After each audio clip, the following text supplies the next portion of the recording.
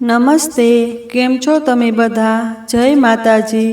મિત્રો, કહાની તમારા હૃદયને સ્પર્શી જશે। દરેક ભાઈઓ તથા બહેનો કહાનીને અંત સુધી જરૂરથી સાંભળજો। અમદાવાદમાં રહેતા રણવીર મા બાપ સાથે પરાણે કન્યા જોવા માટે જામનગરના એક નાના ગામડામાં આવ્યો હતો। મા બાપ તો કન્યાના મા બાપના વખાણ કરતા થાકતા નહોતા, પણ રણવીર તો કેમ કરી એમાંથી છૂટવું તે ઉપાય શોધતો હતો। માયાભાઈના ઘરને આંગણે ગાડી પહોંચતા જ ભવ્ય સ્વાગત તેમના પરિવારજનોએ કર્યું। 50 માણસો એક ધાર્યું રણવીર સામું જોઈ રહેતા રણવીર ડઘાઈને મનમાં બોલ્યો, મારા બેટા, હું જાન જોડીને પરણવા આવ્યો હોય એટલા બધા ભેગા થઈ ગયા છે, મને જલ્દી છોડે તો સારું। તેના પિતાજી રાજેશભાઈ તો મિત્ર માયાભાઈને ભેટી પડ્યા। માં વીણાબેન પણ છોકરીની માં મધુબેનને જોઈ સહેલી હોય તેમ હેતથી વાતો કરવા લાગ્યા। રણવીર એકલો અજાણ્યો બની સૂનમૂન ઊભો હતો। તે વિચારતો હતો કે ગામડાની છોકરી આવે તો તેને ઉલ્લુ બનાવીને ખીજવીને તેના મોઢે ના પડાવી દઉં, જેથી મારો વાંક ન નીકળે, પણ છોકરી ક્યાંય દેખાય નહીં। આખરે તેની માં બોલ્યા, મધુબેન, માલતી કેમ દેખાતી નથી? અરે વીણાબેન, આ ગામડું છે, મોટા લોકોને ભાળી શરમાઈને ક્યાંક છુપાઈ ગઈ હશે। ખૂબ સરસ, રણવીર મનમાં બોલ્યો। અભણ અને ગામણિયણ પૂરેપૂરી શરમાર, હવે તો જલ્દી પીછો છોડાવીશ।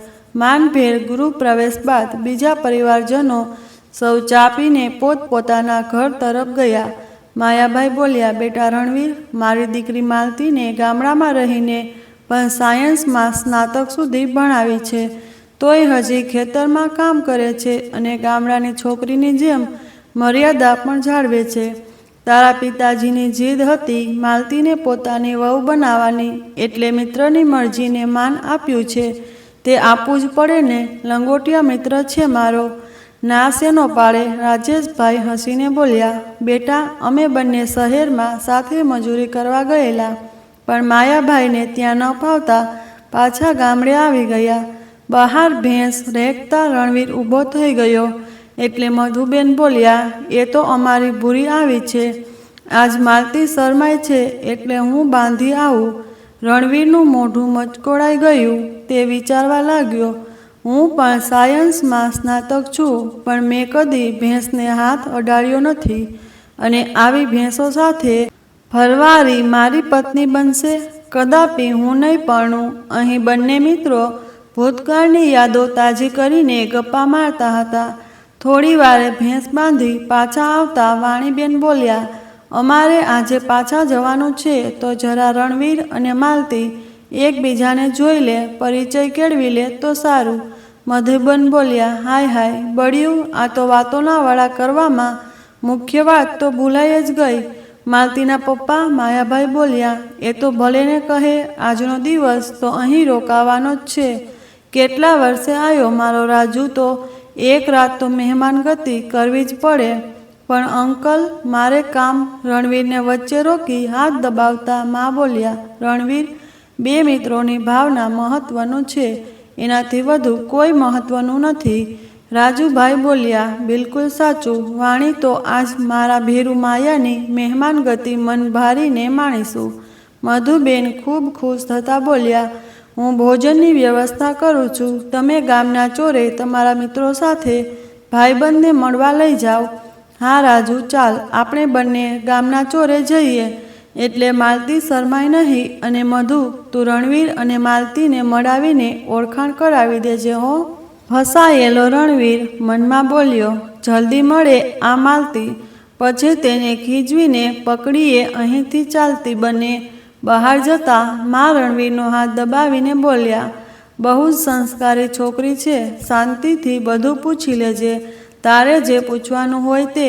માં, તું પણ ગામડાના લોકો જેવી વાતો કરવા લાગી, ગધેડા, હું પણ પહેલાં ગામણિયણ જ હતી, સમજ્યો?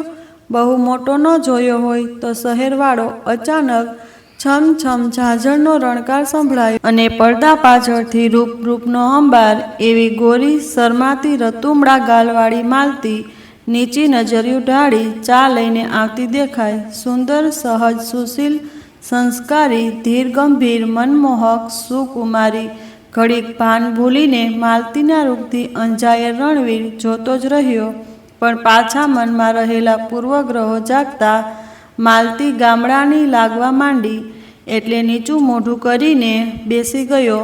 મનમાં વિચારતો હતો કે ગમે તેટલું રૂપ હોય, ગામડામાં રહેનારી છોકરી કેવી શરમની પૂંછડી જેવી હોય. મારે તો મોડર્ન છેલછબીલી મારા લાયક જોઈએ. ઘણીવાર મનમાં બંધાયેલા પૂર્વગ્રહોના કારણે સાચા ખોટાની પરખમાં થાપ ખાઈ જવાય છે. માં ચા પીને ધીરેથી ઊભા થતાં બોલ્યા, હું આવું છું. રસોડામાં મધુબેન પાસે જઈને તમે વાતો કરો. ત્યાં સુધી પણ જેવા વાણીબેન રસોડામાંથી ગયા કે માલતી બેચેન બની હોય તેમ લાગતા જ રણવીર માલતીને ખીજવવા માટે પોતાના વિશે ખોટી વાત કરવા જતો હતો.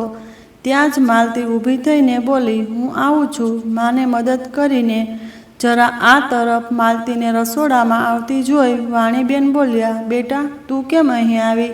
રણવીર જોડે વાતો કરને.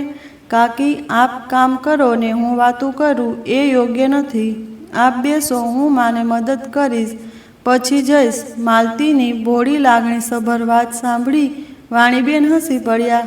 એટલે મધુબેન બોલ્યા, જોયું, એ મોટી શરમની પૂંછડી જેવી છે. આપણને જોતા વાત જ નહીં કરે તો પછી બંનેને બહાર મોકલીએ. તો વાણીબેન બોલતા મધુબેન બોલ્યા, એ હા હો, બાજુમાં જ આપણી વાડી છે. રણવીરને જોવા લઈ જા. માલતી શરમાતા વાણીબેન તેનો હાથ પકડીને બોલ્યા, કોલેજ પૂરી કરી તોય આટલી શરમાય છે? ચાલ મારી સાથે, કહેતા સીધા રણવીર પાસે લઈ જતા બોલ્યા, રણવીર આ માલતી સાથે જા, તને વાડી બતાવે અને હળ હાંકતા પણ શીખવશે. વાહ, તું પણ કેવી મજાક કરે છે. હું શું હળ હાંકવા સાયન્સમાં ભણું છું? હા ભાઈ, જાને, જે કરવું હોય એ કરજે. માલતી હિંચકા ખવડાવજે એને. બસ. માલતી મોઢું દબાવીને હસી. એટલે રણવીરને આ ગામડાની ગોરી તેના પર હસી એ જોઈ ગુસ્સો આવ્યો. તેના મનમાં બોલ્યો, તું જરા એકલી મળ, પછી તારી વાત.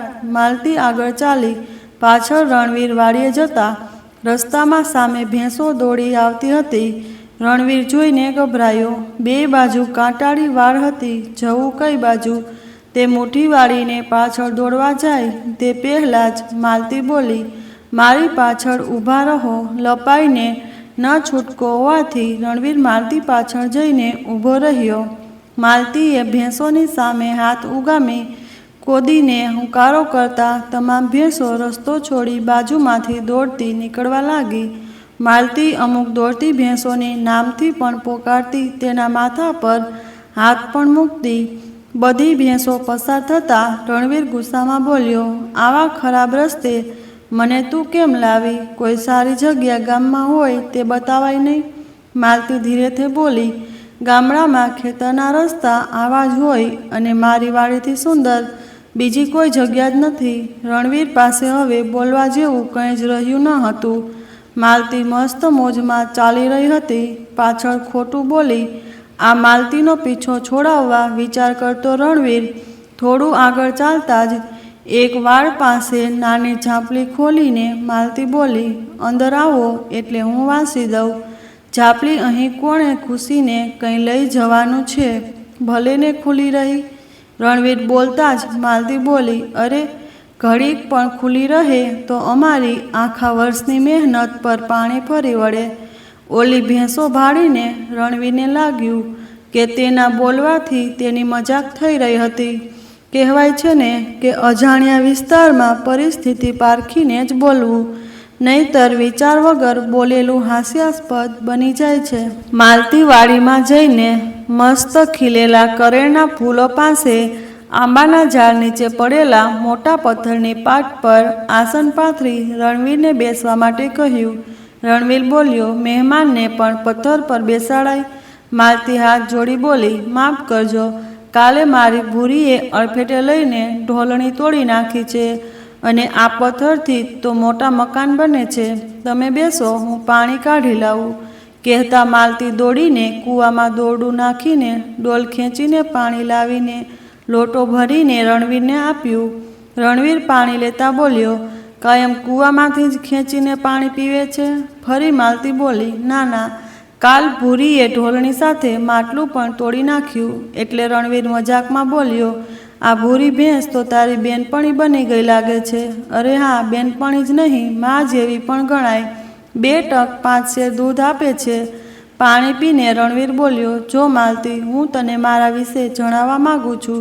કહેતા રણવીર ખોટી વાતો ગોખેલી એ બોલવા જાય તે પહેલાં જ મીઠી કેરીઓ કાપીને મીઠું ભભરાવીને આપતા માલતી બોલી, હું વગર કહે જ સમજી ગઈ છું કે તમને હું ગામડાની ગમાલ લાગુ છું. તમે મને પસંદ કરતા નથી, પણ હું કોલેજ કરવા છતાંય મારી ગામડાની સંસ્કૃતિ મુજબ જ રહું છું. જેવી છું એવી જ રહેવા માગું છું અને તમારે મને ના પાડવા માટે કોઈ જ ખોટા બહાના બનાવવાની જરૂર નથી. જો તમારા મા બાપને તમે ના પાડી શકતા ન હોય તો જો તમે કહો તો હું મારા પિતાજીને સમજાવીને ના પાડી દઈશ. પોતાની બધી મૂંઝવણ દૂર થઈ ગઈ હોય તેમ રણવીર ખુશીમાં બોલ્યો, થેન્ક યુ માલતી, પણ તને કેવી રીતે ખબર પડી બધી મારી કોઠાસૂઝથી? રણવીર, મેં તમને ગાડીમાંથી ઉતરતા જોઈ તમારું વર્તન જોઈને જ પારખી લીધા હતા. આપના બંનેના પિતાની મોંઘી મિત્રતા તૂટે નહીં એટલે હું ચૂપ રહી હતી, પણ હું જબરદસ્તી તમારા ગળે પડવા નથી માંગતી. સોરી માલતી, તને અને આપણા બંનેના મા બાપને દુઃખ લાગશે, પણ હું શહેરની મોડર્ન છોકરી. રણવીર, હવે શહેરની છોકરી તમને ગમે તે મને કહેવાની જરૂર નથી. તમારા પિતાજી પણ ગામડેથી શહેરમાં ગયેલા છે. તે ગામડાની માન મર્યાદા સમજી શકે છે અને ગામડાની દરેક છોકરીઓ પૂર્વગ્રહના કારણે શહેરની છોકરી કરતાં તુચ્છ લાગે છે. પણ આ તમારી વિચારસરણી યોગ્ય નથી. દેશના 70% લોકો ગામડામાં વસે છે, તો શું બધા જ લાયક નથી? હવે તો ગામડાની છોકરીઓ પણ અભ્યાસ કરી ટોચની નોકરીઓ કરે છે. રણવીર માલતીની વ્યથાભરી વાણી સાંભળી ચૂપ થઈ ગયો. તેણે માલતીની દરેક વાતમાં સચ્ચાઈ જણાવી હતી. કેરીની ચીરી મોઢામાં મૂકતા જ બોલી ગયો, વાહ, કેરી પણ તારી વાણી જેવી જ મીઠી છે. ખોટા વખાણ કરવાની જરૂર નથી. રણવીર, ગામડાની છોકરીઓ જબરદસ્તી કોઈના ગળે નથી પડતી. અરે સાચે જ માલતી, જે સારું હોય તેના વખાણ કરવા જોઈએ. તારી વાણી અને કેરી બંને ખૂબ જ મીઠી છે. સારું, લ્યો આ બોર ખાઓ.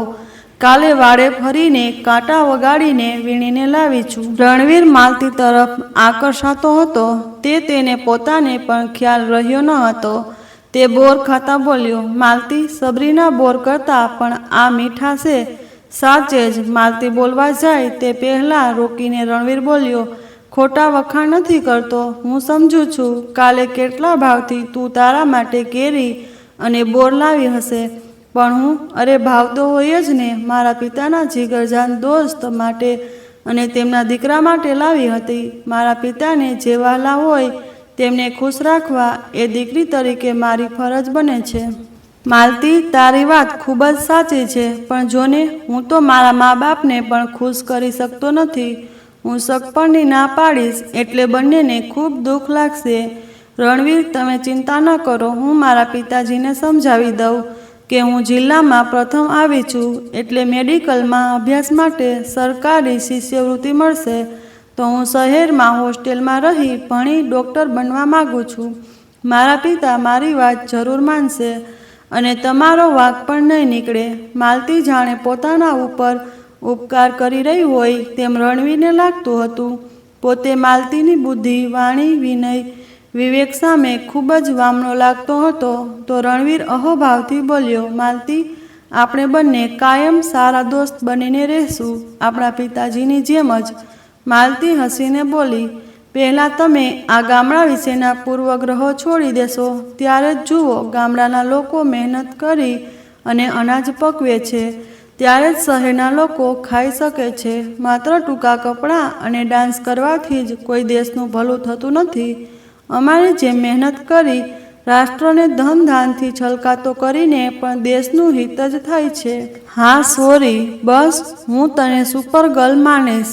બસ. રણવીરે મજાક કરતા માલતી બોલી, હું મારી વાત નથી કરતી રણવીર, પણ હવે તમે કોઈ છોકરી જોવા જાઓ તો પૂર્વગ્રહો તેજીને જાજો. જેથી કોઈ સારી જીવનસાથી મળે. એટલે કહ્યું. એટલામાં માલતીનો નાનો ભાઈ સ્કૂલેથી છૂટીને દોડતો આવ્યો અને બોલ્યો, મોટી બહેન, મહેમાનને ફરવા લઈને આવીને મને કહેતી પણ નથી. રણવીર, આ મારો નાનો ભાઈ મનોહર છે. કહેતા માલતી બોલી, અરે, તારા માટે માએ મસ્ત રસોઈ બનાવી હતી એટલે તને નહોતું કહ્યું, પણ તું તારા હાથે ન ખવડાવે તો મને ભાવે નહીં એટલે બોલાવવા આવ્યો છું. મનોહરની કાલી ભાષા સાંભળી માલતી બોલી, હા, ચાલો બધા હવે ઘરે જઈએ, પણ પહેલાં થોડા હિંચકા ખાઈ લઉં. કહેતા આ આંબાની ડાળીએ બાંધેલ હિંચકે જઈને ઝૂલવા લાગ્યો. રણવીર માલતીને આ બાળકને ઝૂલાવતી જોઈ જ રહ્યો. એવી સાદગી, સરળતા અને સમજણભરી વાતો કરનારી આ માલતી વિશે તેણે બહુ જ અલગ અભિપ્રાય બાંધ્યો હતો. તેના હૃદયમાં માલતી પ્રત્યે ખૂબ જ કોમળ ભાવ જાગી રહ્યો હતો, પણ તેની શહેરી છોકરીને પરણવાની જીદ તેને રોકી રહી હતી. મહેમાન, આવો હિંચકા ખાવા, બાળકે પોકારતા તેની પાસે ગયો અને બાળકે ઉતરીને તેને બેસવા કહેતા રણવીર બાળકનું મન રાખવા બેસવા ગયો, પણ તે શહેરના હિંચકાની જેમ બેસવા જતાં દોરડું પકડ્યું પણ હિંચકો ખસી ગયો. એક હાથે લબડ્યો અને નીચે પડવા જતો હતો ત્યાં જ માલતીએ તેને પાછળથી પકડી લીધો. અરે બહેન, પકડીને બેસાડી મહેમાનને બેસતા નહીં આવડતું. બાળક બોલતા જ રણવીર ભોટો પડ્યો, પણ માલતીનો એ મીઠો સ્પર્શ એના અંગ અંગને રોમાંચિત કરતો હતો. તે ભાન ભૂલીને માલતીના સુકમળ બદન સામું જોઈ મધુર નયનો છલકાતા સાચા સ્નેહને માણતો રહ્યો. લાવો, હું પકડી રાખું, તમે બેસી જાઓ. બાળક બોલતા જ બંને ભાનમાં આવતા માલતીએ પકડેલ હાથ છોડી દીધા એટલે તે ફરી પડવા જતાં દોરડું પકડીને સ્વસ્થ થયો. બાળકે સાવધાનીથી તેને હિંચકા પર બેસાડ્યો, પણ તે રણવીરનું ભારે વજન હોવાથી હિંચકો નાખી ન શકતા બોલ્યો, એ બહેન, હિંચકો તો નાખ મહેમાનને. રણવીર ના પાડે તે પહેલાં જ માલતીએ પાછળથી હિંચકો નાખ્યો. જોરથી ધક્કો મારતા હિંચકો જેમ વધવા લાગ્યો તેમ પહેલાં તો રણવીરને મજા આવી, પણ પછી ચક્કર આવવા લાગ્યા અને પડવાની બીક પણ હતી. માલતીએ રણવીરનું મુખ જોતાં જ પારખીને બોલી, ડરશો નહીં, હું છું ને, કહીને તરત જ હિંચકો પકડીને ઊભો રાખ્યો. રણવીરને ખૂબ ડર લાગ્યો હતો, પણ નથી ડરતો તેવી કોશિશ પુરુષના સ્વભાવ મુજબ કરતો હતો, પણ માલતીથી આ વાત અજાણ રહી ન હતી. માલતીના નયનોમાં એકવાર નિહાળ્યા પછી તેને વારંવાર જોવાની ઈચ્છા થતી હતી, પણ પોતે જ કરેલ છોકરી સામું કેમ જોવે એ પણ અવરોધ હતો. છતાં પણ તેના મન હૃદય તેના વશમાં ન રહેતા ચોરી ચૂપીથી માલતી તરફ જોઈ લેતો હતો અને નીચી નજરો ઢાળી લચકતી ચાલે આગળ ઘર તરફ ચાલતી માલતી પલક ઝપકતા જ એની નજરથી રણવીરની આ ચોરી પકડી લેતા રણવીર ભોઠો પડીને દૂર ખસી જતો. ઘર આવતા જ ફરી માલતી શરમાઈને દોડીને ઘરમાં ઘૂસી ગઈ. રણવીરની હાલત હવે સૂડી વચ્ચે સોપારી જેવી થઈ. માં આવીને બોલ્યા, રણવીર, માલતી ગમી ગઈ ને? અરે માં, તું પણ પ્લીઝ આવી વાતો ન કર. માં બોલ્યા, પણ તારી ઉંમર થઈ ગઈ છે અને માલતી જેવી સુંદર યુવતી મને બીજી ક્યાંય દેખાતી નથી. ઘરને સ્વર્ગ બનાવી દેશે. એ ચાલો, બધા જમવાની રાહ જોઈ રહ્યા છે. ઘરમાંથી મધુબેનની બૂમ પડતા જ બધા જમવા માટે ગોઠવાઈ ગયા. ભોજન બાદ માલતીએ પિતાજી માયાભાઈને બોલાવી સઘળી રણવીરની મનની સ્થિતિ અને પોતે કહેલી સઘળી હકીકત જણાવી. પિતાજીને જૂના સંબંધો સચવાય, કોઈને ખોટું ન લાગે તે રીતે હાલ પૂરતી બંનેના સગપણની વાત ટાળવા સમજાવી લીધા. બપોરના ભોજન બાદ આરામ કરતા માયાભાઈએ કહ્યું કે રાજુ, મારી માલતી ડૉક્ટર બનવા માગે છે તો ભલે એકવાર ડૉક્ટર બની જાય, પછી 2 વર્ષ તેને રણવીરના સાથેની સગપણની વાત કરીશું. કેમ, તેને રણવીર પસંદ નથી? એવું હોય તો દિલ ખોલીને કહી દેજે. રાજુભાઈએ વચમાં રોકીને તે બોલ્યા, મારી દીકરી મારા મિત્રના છોકરાને કદી ના પસંદ કરે જ નહીં, મને ભરોસો છે. વચમાં જ વીણાબેન માથે હાથ મૂકતા બોલ્યા, નક્કી આ રણવીરે જ કંઈક લોચો માર્યો હશે. તેને વચમાં જ રોકીને માયાભાઈ બોલ્યા, અરે છોકરાઓને પણ એકબીજાને સમજવા દેવા જોઈએ, સમય આપો ને થોડો. એમ બે મિત્રો હજી મજબૂત છીએ. રાજુભાઈ બોલ્યા, હા વાણી, આપણે પણ ક્યાં ઉતાવળ છે, મને મારા માયા પર ભરોસો છે. વાણી બહેન ઊભા થઈને સડસડાટ ગયા માલતી પાસે અને બોલ્યા, બેટા, મારા દીકરાએ કાંઈ કહ્યું હોય તો તેના બદલે હું માફી માગું છું. અરે કાકી, આવું કેમ બોલો છો? આપ માલતીને રોકીને તે બોલ્યા, હું મારા રણવીરના મગજમાં શું ચાલી રહ્યું હોય એ સમજી શકું છું. હું માં છું તેની, પણ આ રણવીરને સાચું સમજાવવાની શક્તિ ફક્ત તારામાં છે એ પણ હું જાણું છું. માલતી, રણવીર ખૂબ સારો છે, ફક્ત શહેરનો મોહ, અભિમાન વધી ગયું છે. બેટા, તમારી બંનેની જોડી પરફેક્ટ છે. માલતી બસ જોતી જ રહી. તેની પણ ઈચ્છા હતી. રણવીર સાચે જ ખૂબ સરળ સ્વભાવનો છે. જે હોય મનમાં તે દિલ ખોલીને વાત કરી દે છે. પણ તેના ગામડાની છોકરીઓ પ્રત્યેના પૂર્વગ્રહ આજે બંનેની વચ્ચે દિવાલ બનીને ઊભો હતો. તે પણ તે જાણતી હતી. વાણીબેન ગુસ્સામાં બહાર ગયા તો માલતી બારીમાંથી છુપાઈને જોવા લાગી. બહાર રણવીર ફરતો હતો. ત્યાં જઈને બોલ્યા, રણવીર, આ શકપણે રોકવામાં તારો જ હાથ છે ને? તું શું શહેરની છોકરીઓને જ મહાન સમજે છે? તારી માં પણ ગામણિયન હતી એ ભૂલી ગયો? રણવીર બોલ્યો, પણ માં, મેં કાંઈ જ નથી કહ્યું. માલતીને તે જાતે જ ડૉક્ટર બનવા માગે છે એટલે બસ. રણવીર, હું માં છું તારી, કહેતા આંગળી કરતા વાણીબેન બોલ્યા, માલતી એક કિંમતી રતન જેવી છે. જો તેને તરછોડીને આ ઘરની બહાર નીકળીશ તો માલતીને તો બીજો સારો છોકરો મળી રહેશે, પણ તને માલતી જેવી છોકરી ક્યાંય નહીં મળે. હજી સમય છે.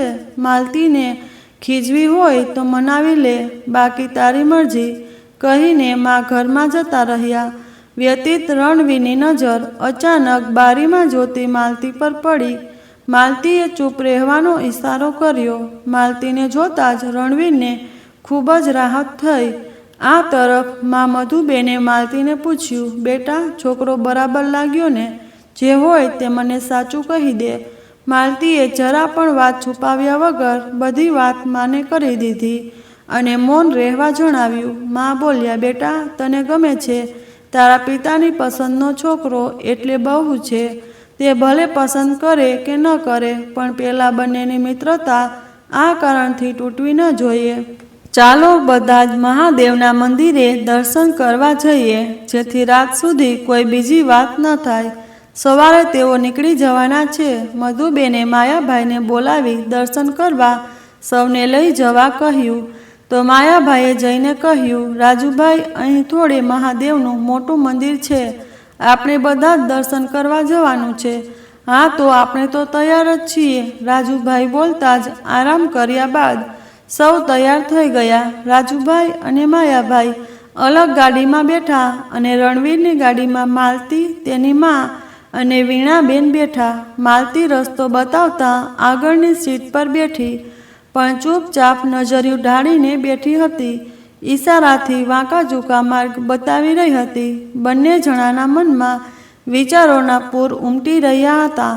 અહીં કરે પસંદ, છતાંય મનડું માને નહીં. મનડા અને દલડાના યુદ્ધમાં કોઈ ફાવે નહીં. બંને ગાડીઓ મંદિર પાસે પહોંચતા જ સૌ પહેલાં માલતી નીચે ઉતરી ગઈ. પાછળ દરવાજો ખોલી મા પાસે જઈને નજર ઢાળીને ઊભી રહી ગઈ. સૌ આવી પહોંચતા મહાદેવના મંદિરે દર્શન કરવા ગયા. મહાદેવની અદ્ભુત તેજોમય મૂર્તિ સામે માથું નમાવી માયા પ્રાર્થના કરવા લાગી કે એ મહાદેવ, રણવીરને પૂર્વગ્રહોમાંથી મુક્ત કરી સમુદ્રની દ્રષ્ટિ આપજો, જેથી બીજી કોઈ સારી છોકરી તેના જીવનમાં આવે અને તે ખૂબ ખુશ રહે. રણવીર મૂર્તિની સામે જ નારાયણ સન્માનની ભાવના પ્રગટતા તે મનમાં પ્રાર્થના કરે છે કે મહાદેવ, મારું મન વિચલિત છે. ખોટા શહેરી મોડર્ન યુવતીના મોહને કારણે હું સુશીલ માલતીને પસંદ ન કરી તેનો અને અમારા બંનેના મા બાપને દુઃખ પહોંચાડી રહ્યો તેવું લાગે છે. હે મહાદેવ, મને કોઈ માર્ગ સુજાડજો. સૌ દર્શન બાદ પ્રસાદ લઈને બહાર ફરવા ગયા. માલતી બહાર મંદિર પાછળ બાંધેલ હિંચકા પર તેના ભાઈને બેસાડવા ગઈ તો રણવીર પણ પાછળથી ગયો. હિંચકા ખાતા ભાઈને દૂર ઊભી રહીને જોતી માલતી પાસે જઈને રણવીર બોલ્યો, માલતી, અમે કાલે જઈ રહ્યા છીએ. તે મારા માટે બહાનું બતાવી સગાઈ રોકી મારા પર ઉપકાર કર્યો છે. પણ જે થયું તે સારું થયું, કેમ કે મારા જેવો પૂર્વગ્રહથી પીડાતો યુવક તને પણ પસંદ કેમ આવી શકે? હું ફક્ત મારો વિચાર કરતો હતો, તારા મનનો તો વિચાર જ નહોતો. જાણીએ માલતી આંખોમાં આંસુ સાથે બોલી, ના, એવું નથી રણવીર, મને તો તમે ખૂબ આંસુ લૂછતા બોલી. જવા દ્યો વીતેલી વાતો. મેં મહાદેવને પ્રાર્થના કરી છે કે તમને મારા કરતાં પણ સારી છોકરી નોકરી મળે અને સદા ખુશ રહો. તારા કરતાં સારી? અરે સહારમાં બધી મને તુકારે બોલાવે છે અને તું મને માન સહિત તમે કહીને બોલાવે છે. તારા કરતાં સારી બીજે ક્યાં જોવા મળશે?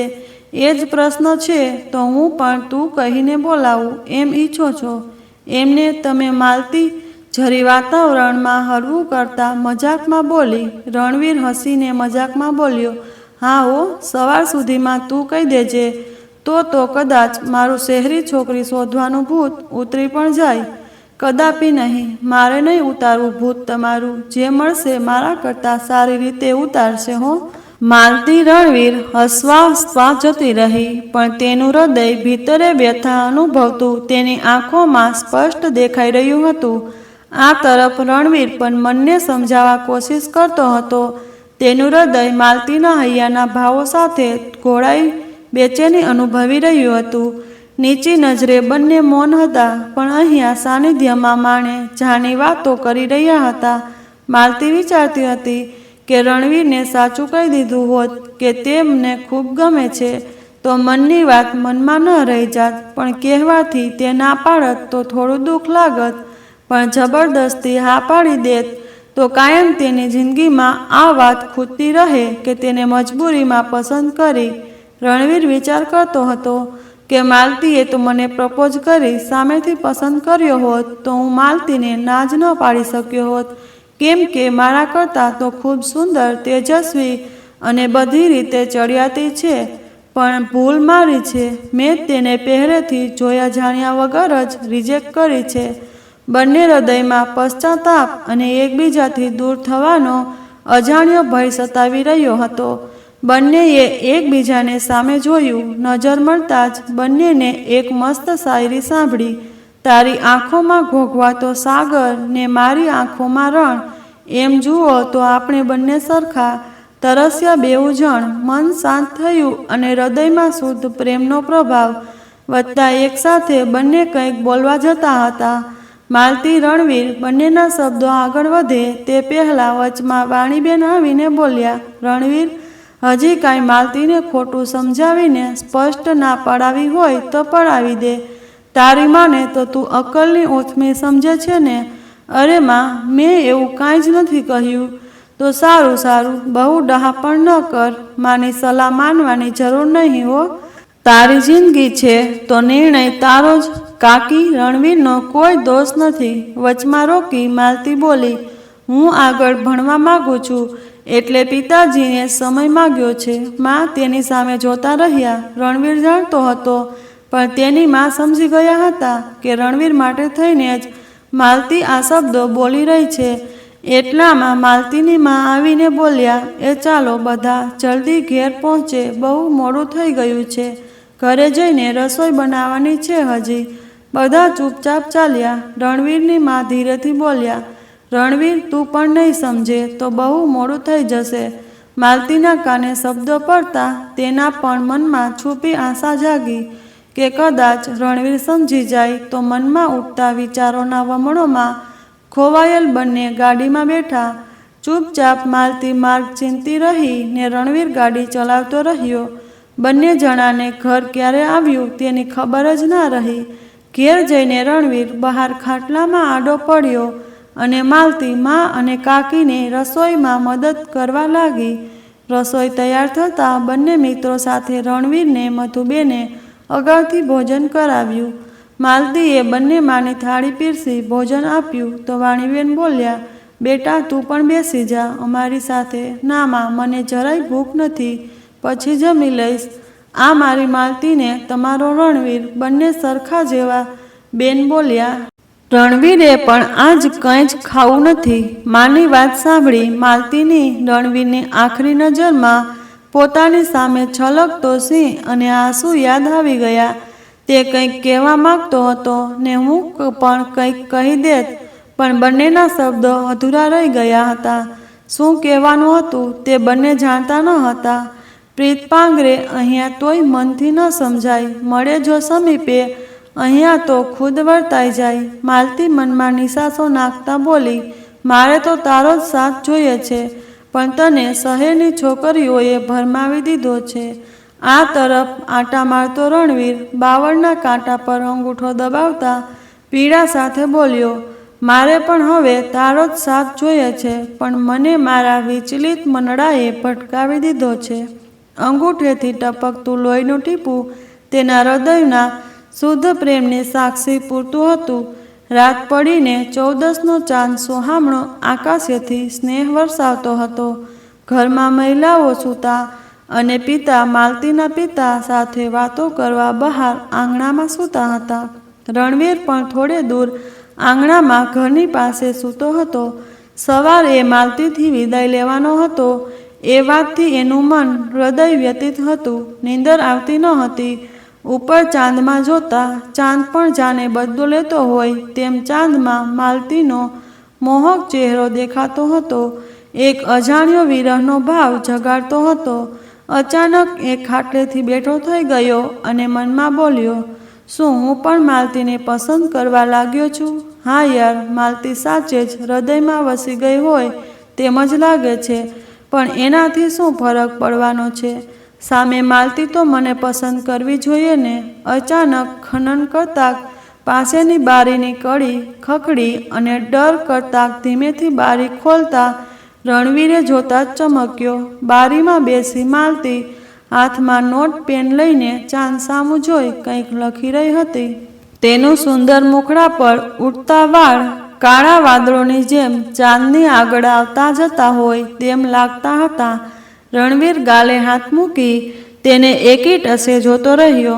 બાજુમાં થોડે દૂર પિતાજી ને માલતીના પિતા સૂતા હોવાથી તે ઊભો થઈ શકે તેમ ન હતો. માલતીનું મુખ આજે તેને આ ચાંદને પણ શરમાવે તેવું લાગતું હતું. અચાનક માલતીની નજર તેના પર પડતા તે શરમમાં હૃદય પર હાથ મૂકીને આય હાય બોલીને શરમાઈ ગઈ. ઢાળેલી પલકો ફરી ઊંચી કરતા રણવીરે ઈશારાથી કહ્યું, તું આ ચાંદ કરતાં પણ વધુ સુંદર લાગે છે. માલતી પણ ઈશારામાં બોલી, ના ના, હું નથી, કેમ કે તું મને પસંદ કરતો નથી. રણવીર ચૂપ થઈ ગયો અને માલતીને જોતો જ રહ્યો.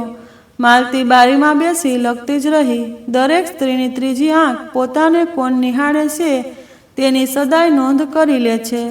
ન રહેવાતા માલતીએ ફરી નજર નાખતા રણવીર ઈશારાથી બોલ્યો, મારા માટે તો કંઈક લખ. ચાલાક માલતી રણવીરે વિનંતી કરતા લખીને કાગળની ચિઠ્ઠી તોડીને રણવીર પર બારીમાંથી ફેંકી. ક્રિકેટરની જેમ રણવીરે કેચ કરીને ચાંદના અજવાળે વાંચી, તું જ્યાં રહે સદાય ખુશ રહે અને ભૂખ્યો આજની જેમ કદાપી ન રહે, નહીતર આજની જેમ આપણે બંને ભૂખ્યા રહીશું. માલતીએ તું કહેતા જ રણવીરની ખુશીનો પાર ન રહ્યો. વળી તેને પોતે ભૂખ્યો છે તે માલતી જાણી ગઈ. તેની નવાઈ લાગી. તેણે ચિઠ્ઠી હૃદય લગાવી અને ઈશારો કર્યો, હું શું તારા વગર ક્યાંય ખુશ રહી શકીશ? માલતી શરમાઈ ગઈ અને જવાબ લખીને ચિઠ્ઠી ફેંકી. રણવીરે વાંચી, ના નહીં રહી શકે, પણ તારી ઈચ્છા છે શહેરી છોકરી સાથે પરણવાની, એટલે હું તારી ખુશી માંગી રહી છું. તું એટલો પાગલ પણ નથી કે મારા હૃદયની વાત સમજી ન શકે. રણવીર વાંચતા જ ખુશ થઈ ગયો અને મક્કમ નિર્ણય કરી માલતીને પોતાના હૃદયની રજૂઆત કરવા ઊભો થયો કે પ્રણયમાં ભાંગ પડતો માયાભાઈનો અવાજ આવ્યો, અરે બેટા રણવીર, નીંદર નથી આવતી? મચ્છર કડતા લાગે છે. ઊભો રહે, હું તારા માટે પીવા પાણી લઈ આવું.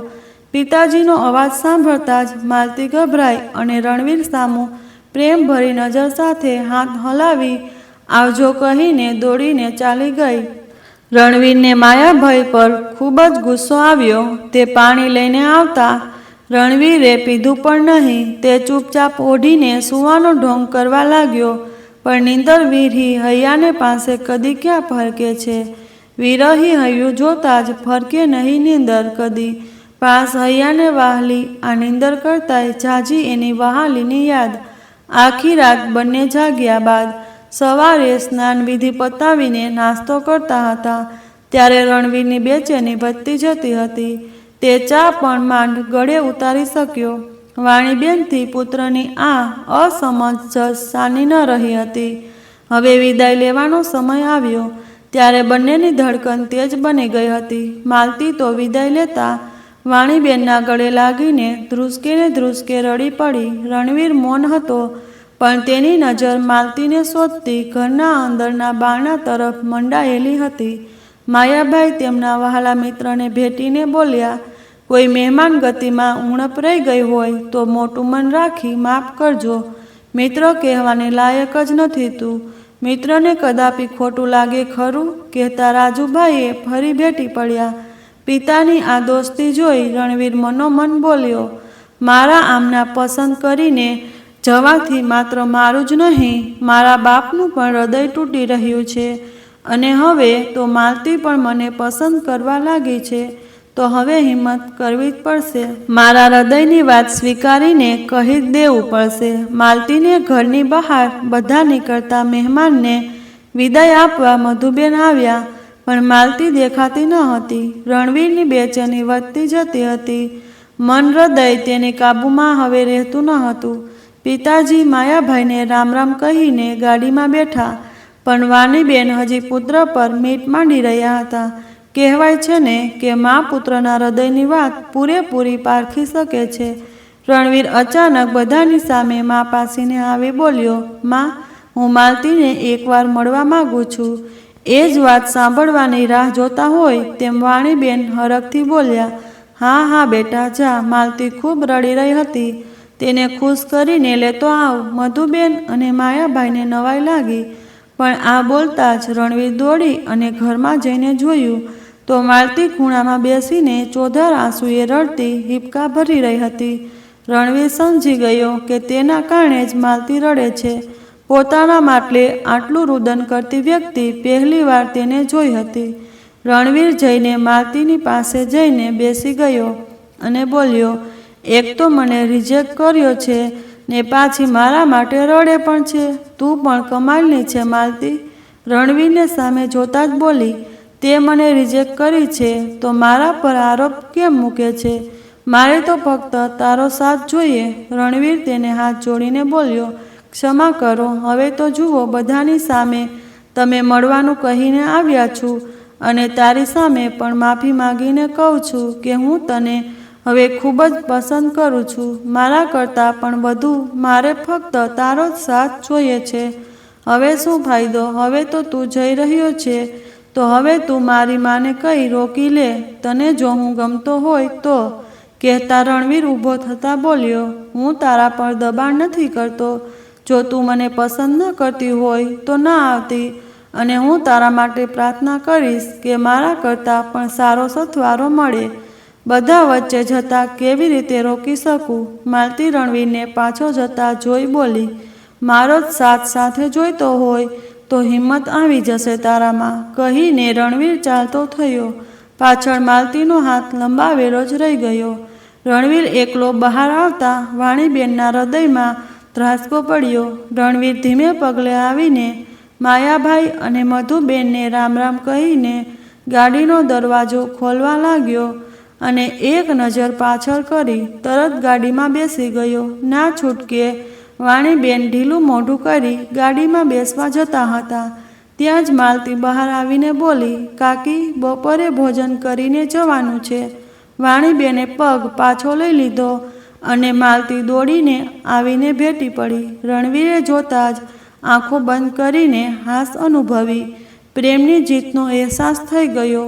માલતી બધાની સામે બોલી, કાકી, આજે અમારું સપણ કરીને જવાનું છે.